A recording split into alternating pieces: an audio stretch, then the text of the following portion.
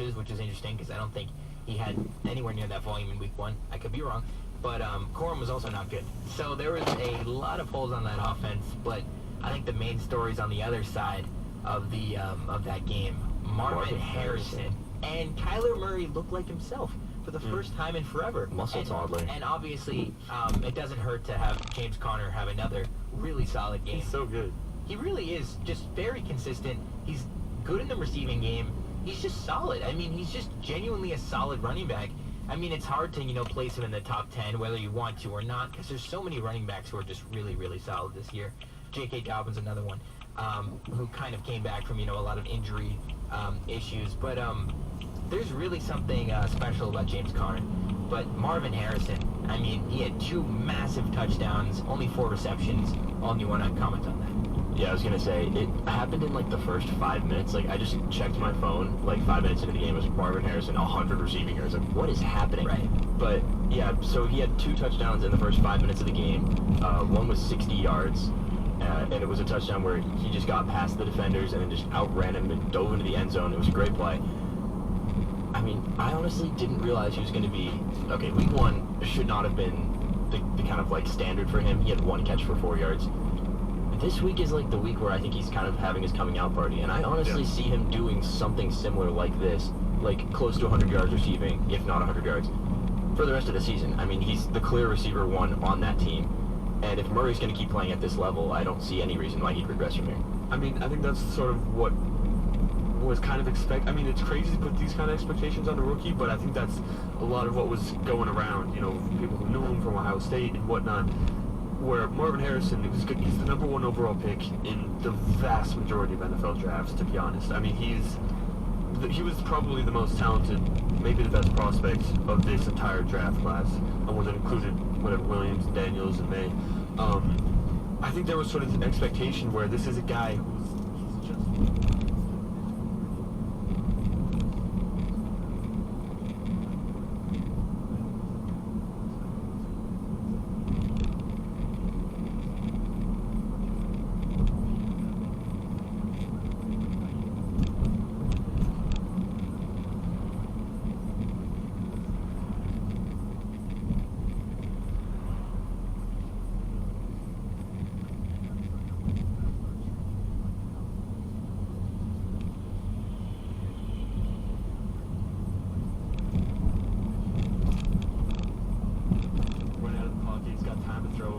chuck it up like he used to do to DeAndre Hopkins.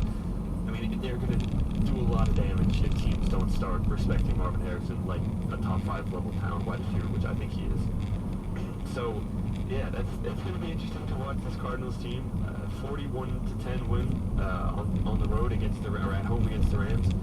That's something to sniff at. So, 2 other teams beside the Rams that people could potentially be concerned about are the Bengals and the Ravens, 2 teams who are 0-2 in the same division.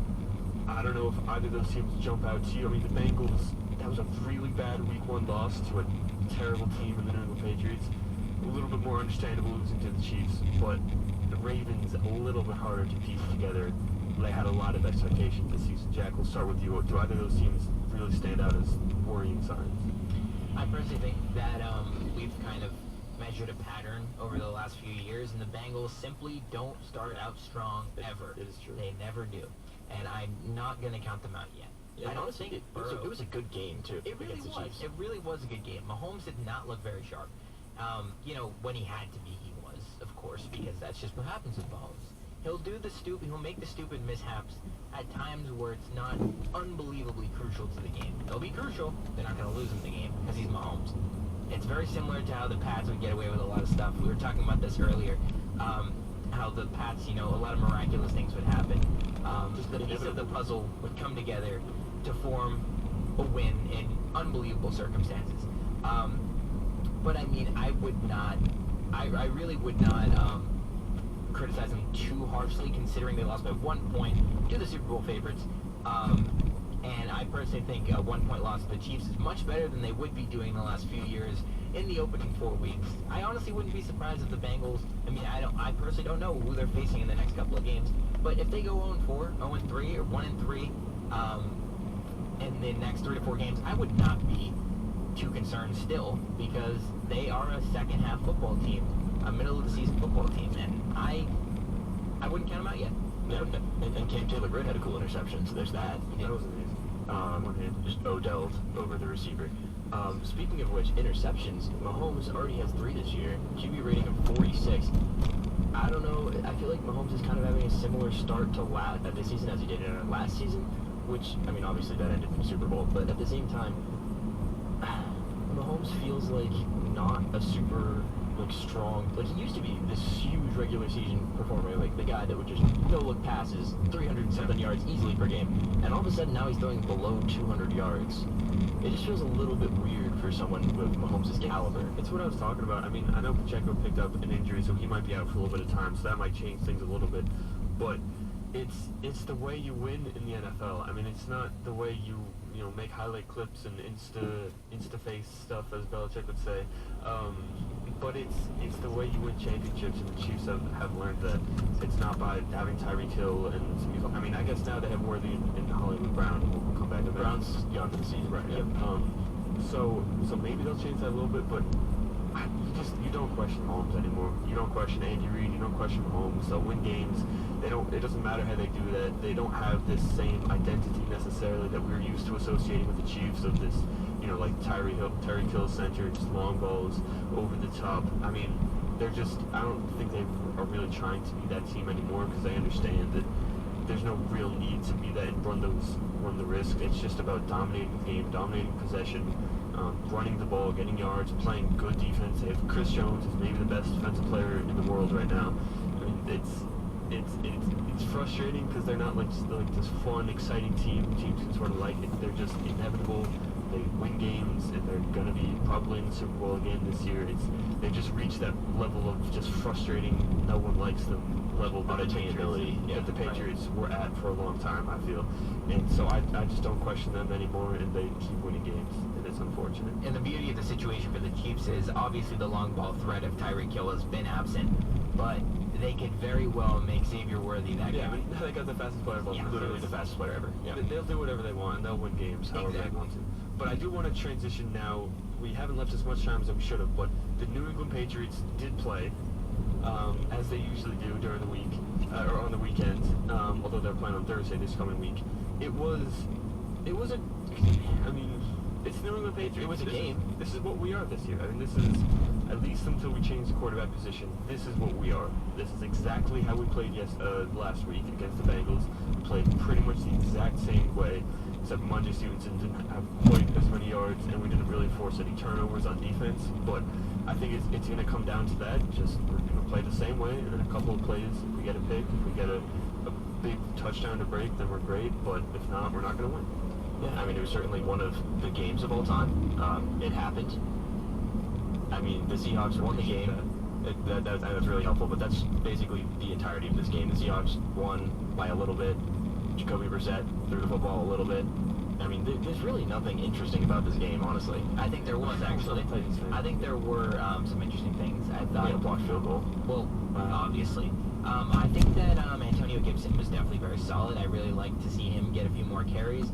The 45-yard game was obviously terrific. If you take that out of the equation, he still has a solid, run per carry, a yard per carry rather. But I mean, I find it interesting that Polk each week is sort of getting involved here and there. He had a touchdown. He's just simply not getting enough targets, and I really would like him to get more involved. Obviously, Hunter Henry was an X factor. Probably his best game. I mean, this may be one of his best games ever. I mean, I never thought of Hunter Henry as a guy putting up over 100 yards. As I would see him as a guy, like, on his best day, putting up, like, 60 yards and a couple of scores. But he was truly all over the field, and he was tremendous. And he was Jacoby Brissett's safety blanket, quarterback who did not have a great game. He had a lot of incompletions. He had a few really poor checkdowns. It was just a lot of sloppiness from Jacoby Brissett. What are you going to expect? He's not a top quarterback. He's a game manager. He's a British quarterback. He's a game manager, maybe less. Don't really know. But overall, I mean, our approach in overtime was honestly horrific. And it was weird, that first drive too. Like the first drive that we had on offense, it was was Cody Brissett. It was bing, bang, boom. I mean, down the field in a flash. Ramondre Stevenson, some good carries as well, and finished off with a touchdown. To Jalen Polk. It was like this really good drive. It was like, that's not supposed to happen. And then it didn't really happen the rest of the game. Brissett started the game really well, but as the game went on, I mean, we had our wide receivers combined for 3 catches in this game, which doesn't happen a whole lot.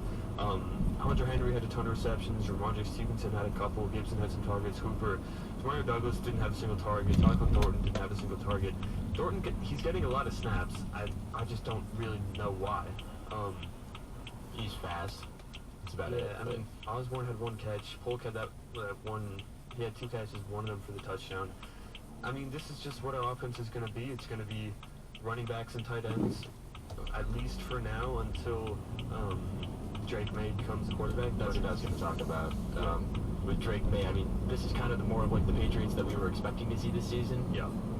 At what point do we think Drake May is going to come in? I think probably somewhere around week 6 to week 8, but what do you guys think? I mean, that is kind of the general consensus. Yeah. I would not mind that at all. I really don't mind our start to this season. I mean, the Seahawks are a little bit better on paper. They simply are. Maybe a lot better, honestly. I mean, there's not many positions where we outdo them. I'm not sure if Woolen was playing.